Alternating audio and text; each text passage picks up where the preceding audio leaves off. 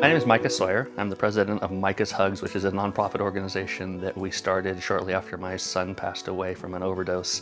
And we started to try to help other people that were struggling with addiction in whichever way we can.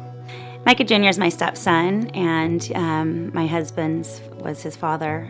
And in 2019, he was in remission from heroin addiction, and he had a relapse. And unfortunately, there was fentanyl involved, and he overdosed, and we lost him in June of 2019. And after that, we wanted to really find some way of helping others that are struggling with his situation. And that's how we formed the group, Micah's Hugs. When Micah Jr. was alive, he gave the biggest bear hugs and hugged everyone, and just everyone commented afterwards about the hugs that they loved so much from him. We just thought the name was perfect and fitting, and it was about, Jesus giving hugs and offering love and support to people. The main focus is we're working on our harm reduction. We're basically trying to, if people aren't ready to completely quit or get into a rehab program, there's still ways that they can work on harm reduction things to hopefully not harm themselves very badly or die, with things like the Narcan training that we've been doing, fentanyl test strips that we're trying to get out sort of in the community of addicts right now, so people can test to see if whatever they're doing is hopefully safe or safer.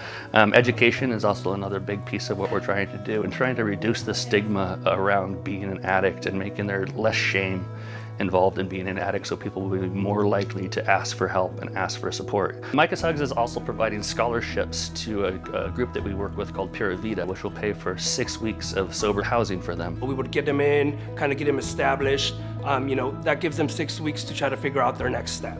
As far as, getting a job or getting something that they are going to be able to help maintain in the future. Recently, we were able to visit with a recipient of our scholarship, and it's been about 8 months since she was given the scholarship.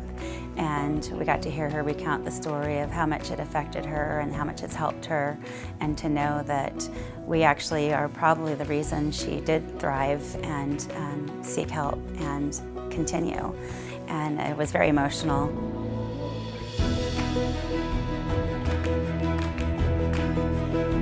If I didn't get that scholarship leaving residential treatment, I probably would have never made it, to be honest. So I feel like they saved my life by giving me an opportunity to help me with my funding of my sober living house, because I would have never gotten introduced to it, and I would have never been still here living in the same house.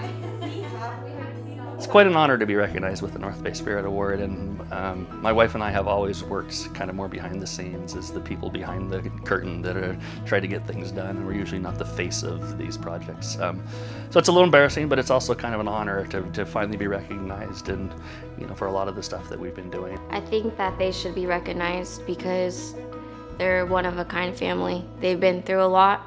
They've been through hell and back together, and for some way, somehow, God brought them into helping other people, saving lives. So I'm not surprised that they're getting the award. I think it's well deserved. And so much of what we've been trying to do, we know is helping, but you don't always see the actual evidence of how you've helped or haven't helped. And being able to see her today was really, really heartwarming. Really made me feel like we're accomplishing something.